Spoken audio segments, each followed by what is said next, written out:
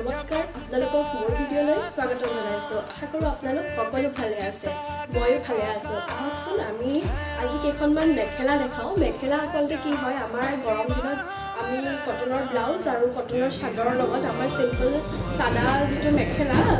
আপোনাৰ এনেকুৱা থাকিব গোল্ডেন কালাৰ থাকিব যিটো মুগা বৰণীয়া ৰঙত আহিব এইটো একদম পাতল হয় দে একদম পাতল আৰু ইয়াৰ ৰেটবোৰ একদম কম আপোনালোকে আগৰ ভিডিঅ'ত দিয়া মই চাদৰৰ লগত এইটো কম্বাইন কৰি ল'ব পাৰে তেতিয়াও ৰেটটো বেলেগ আহিব আৰু যদি আপোনালোকে অকলশৰে লয় তেতিয়াও ৰেটটো বেলেগ আহিব এনেকুৱা কেইবাটাও পিচ আনিছো আমি অকল গোল্ডেনৰে হয় এইটো